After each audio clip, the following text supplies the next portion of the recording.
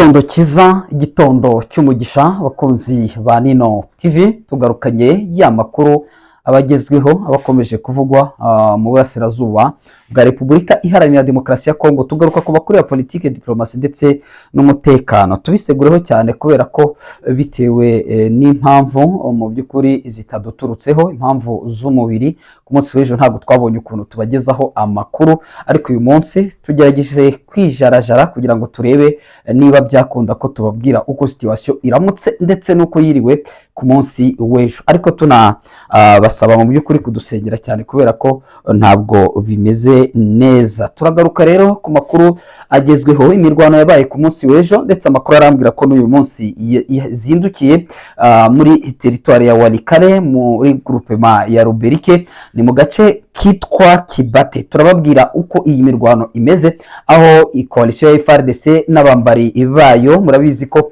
ngabo bari kurwana bafatanyije na FDLR, barwana bafatanyije na MDC Renove n'indi mitwe igiye itandukanye, bose bakaba barimo barahangana bikomeye cyane na FCM 23. Biturabigarukaho ku buryo mu by'ukuri burambuye, aho turi buze kuva imuzi iyi nkuru, dore ko imirwano yatangiye ku munsi w'ejo kuva saa 11 z'umugoroba. Ubwo urumva yari amasaha y'umugoroba, ndetse ijoro ryose amasasu yarayumvikana, FCM 23 ibasubiza inyuma iyo bateye baturuka. Turabigarukaho, tuzaza kugaruka hitwa Mitimingi, turebe Mitimingi uko situation zimeze, ndetse naho ni imirwano ikomeye cyane, aho Pareko FF iyobowe n'uwitwa Kigingi ndetse na Mutayomba bagabye ibitero bikomeye cyane kuri FCM 23, ariko ibitero bikaza nanone kuburizwamo. Turababwira Mitimingi magingo yenga iyobowe nande, turabigarukaho. Ni nako kandi turibuze kwerekeza muri Haut Plateau. Turimo turibaza tutese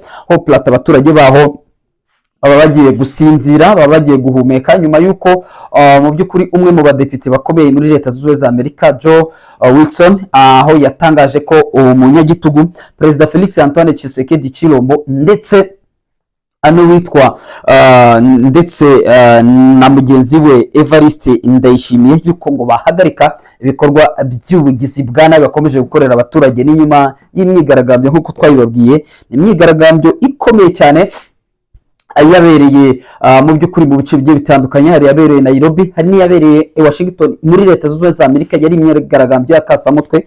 Imyigaragambyo rero ikaba yaraje mu by'ukuri gusiga abanyamerika bamwe na bamwe mu by'ukuri bumvise amararaniko, cyangwa se bumvishe gutabaza ko abanyamurenge bakomeje kwicwa urubozo bitewe n'uyu mugabo. Rero benshi baba bari kuvuga bati se biraza kuba bigenda bite? Ati tubihanga amaso, turabigarukaho. Turaza gusimbukira hitwa Kibirizi, ahangaha ni muri groupement ya Mutanda, hakaba ari muri sheferi ya Bwito muri teritwari ya Rucuro. Aha naho rero haje kubera ibintu bidasanzwe, aho nk'uko amakuru atugeraho atubwira ko abangaba ahangaha hinjiriwe na FDLR mu makaritsiye amwe n'amwe y'ubucuruzi y'ahangaha muri Kibirizi, kaza gusiga bamwe basahuwe, ariko abandi mu by'ukuri abandi bakaza gusahurwa. Ibitero bikaba byaje kuburizwamo ni ingabo za FCM 23. Iyo nayo ni ingingo turibuze kujya tugenda dukomozaho, muze kuntiza uwo mwanya. Hanyuma andi makuru dufite magingo yangaya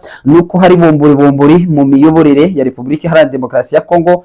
Kwa Judith Suminwa biravuga ko ashobora kuza kweguzwa, arasimburwa nande? Uyu ni Minisitiri w'Intebe wa Kongo, biravuga ko agomba gusimbuzwa. Ni mu gihe cyo Shabani Luko nawe arimo aranugwanugwa gusimbuzwa, ndetse yemwe na guverineri wa Kivu y'Amajyepfo, uyu nguyu bamwita Jean Jacques Purusi, ayo nawe biravuga ko ashobora kweguzwa isaha iyo ari yo yose. Mu ntizo umwanya izi nkuru tuzinjiremo neza mu buryo burambuye kuri Nino TV, ntabwo dutinda mu makoni, dukubita tubangura. Munyemerere amakuru tuyanzikire muri teritwari ya Walikale muri groupement ya Ruberike, niho haramukiye imirwano muri iki gitondo. Ni imirwano yatangiye ku munsi w'ejo, ibitero byagabwe na FARDC muziko hano Kibati, ari ku muhanda n'ubundi uva Nyabyondo werekera Walikale, ni ku cyerekezo cya Walikale centre. Amakuru dufite nuko ibi bitero byagabwe ari ibitero byari bikomeye ndetse biri na coordonné ndetse bivugwa ko haje gukoreshwa ndetse na drone, indege zitagira abapilote. Amakuru ahari rero nuko ibi bitero byagabwe ku munsi w'ejo 17h, murumva na amasaha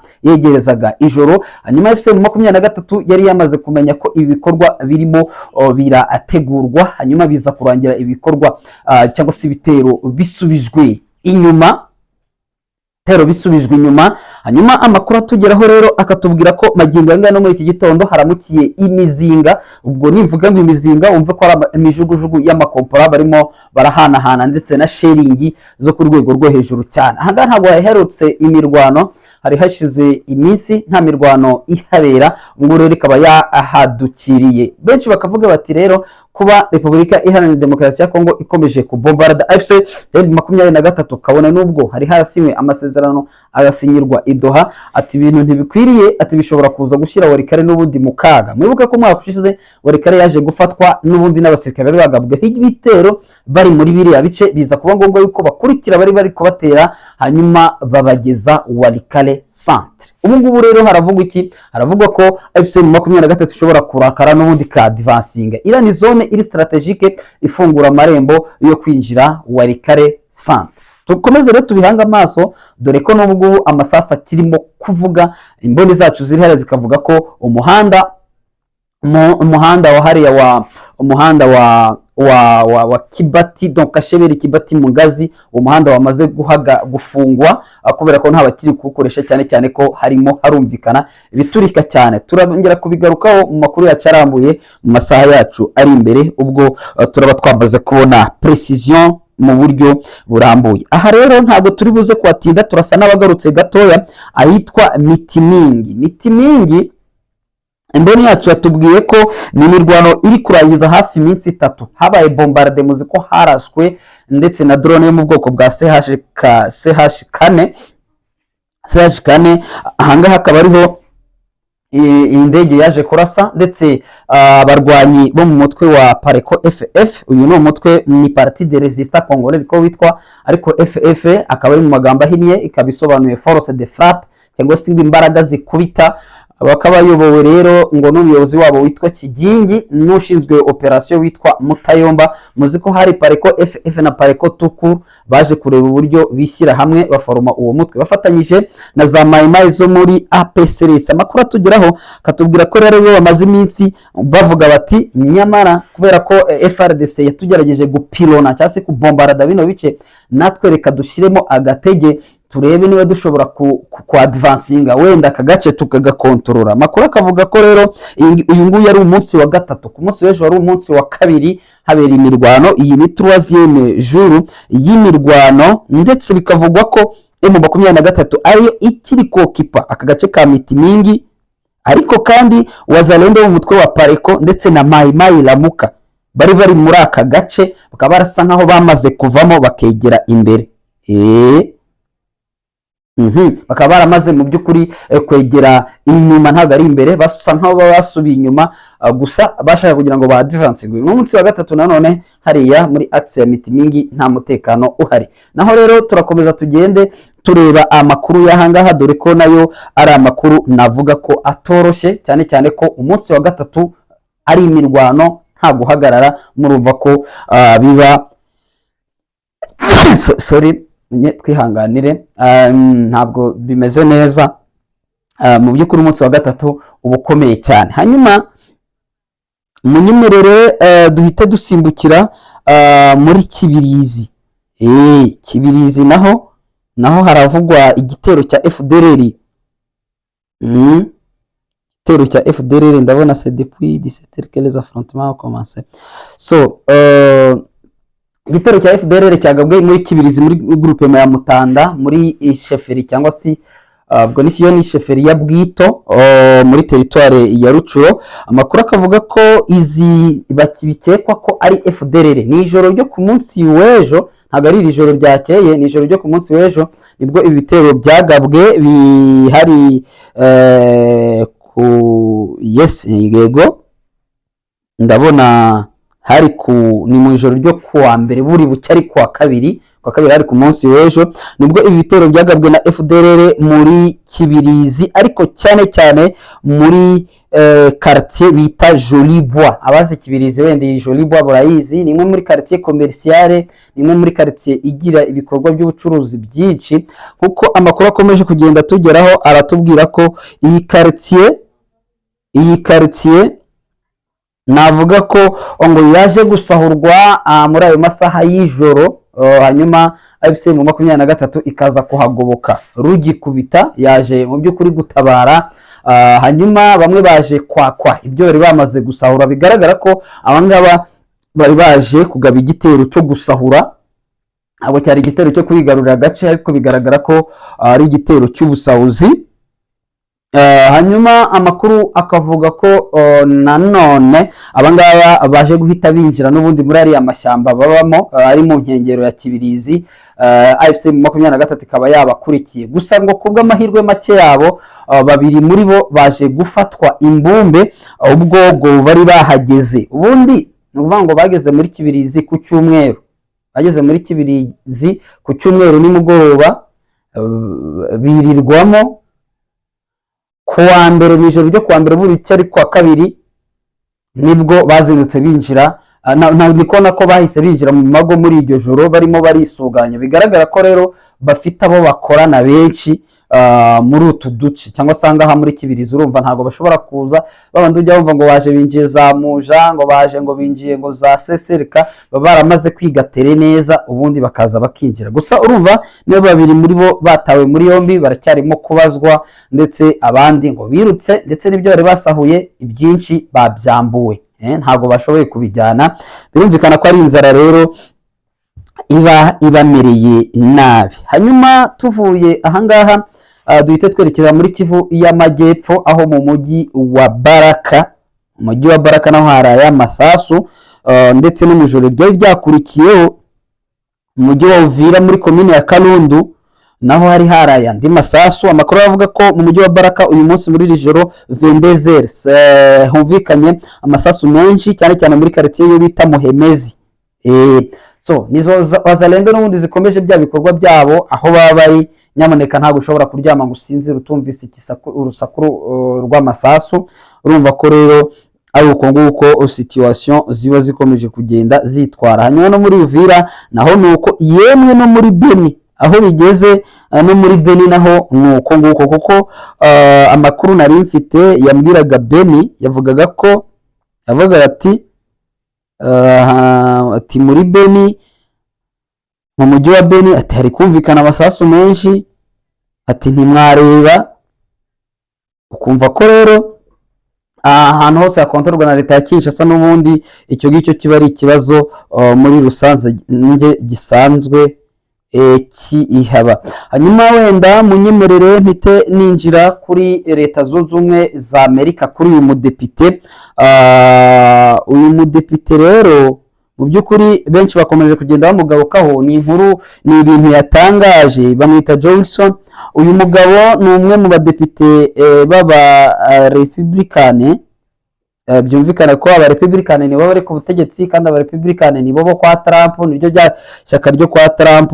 Uyu mugabo rero yagaragaje amahano. Reka nsome inkuru yose, nsome inyandiko. Abanyamurenge bahuriye i Washington kugira ngo batange ikirego gifite ishingiro. We niko yabivuze, niko yanditse, ati abanyamurenge mwabonye hano i Washington, ati mu by'ukuri bari baje gutanga ikirego gifite ishingiro kuko barasabaga ubutabera.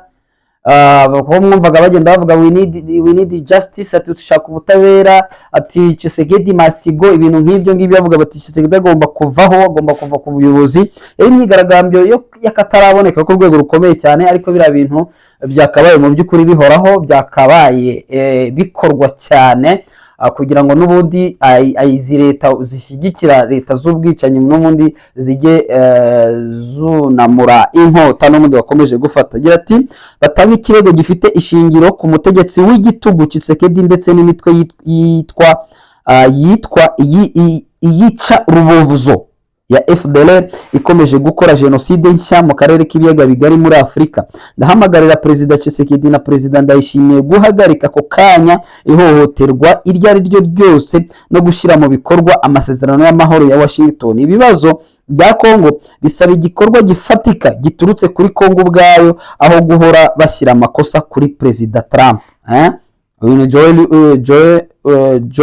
Joel Wilson ni umudepite wa Leta Zunze Ubumwe za Amerika ngo uharanira amahoro. Uyu mugabo rero urumva ko yavuze ati Tshisekedi ni umunyagitugu, Neva ni umunyagitugu, bunamura inkota bahagarike ubwicanyi bakomeje gukorera Abanyamurenge. Tukibaza ese aba bantu bari buze kubyubahiriza cyangwa ntabwo bari bubyubahirize? No kubihanga amaso tukareba niba koko ririya jwi mu by'ukuri ryatanzwe rigomba kubahirizwa. Hanyuma dusoreze kuri bombori riri mu butegetsi bwa Kongo muri politiki ndani. Urabona ko harimo kutumvikana ndetse no kudahuza, nta coordination iri hagati y'ubuyobozi bwo hejuru bw'igihugu, harimo nka Premier Ministre ndetse na President, hari collaboration nta irimo. Uriya mugore abazwa n'ikinyamakuru cya TV5 Monde cy'Abafaransa yaje kuba atangaza ko ziriya barabimukira bazanywe baturutse mu bihugu bya Amerika y'Amajyepfo, atabazi ngo ndetse ngo baje mu buryo butumvikanyweho neza. Kimara kubivuga rero biravugwa ko uyu mugore agiye gusimburwa n'uyoboye kabine ya Perezida Chilombo, bigaragaza bishimangira igitugu cya Chilombo. Utavuze rumwe nawe ubundi ahita amufata akamuekarata akamushyira ku ruhande. Uwitwa Nkinzo niwe bivuga ko agiye gusimbura Anthony Nkinzo, niwe perezida wa kabine, niwe ugiye gusimbura Judith Suminwa Turuka kuba ari Premier Ministre. Ibyo birumvikana neza cyane, ariko kandi amakuru akavuga ko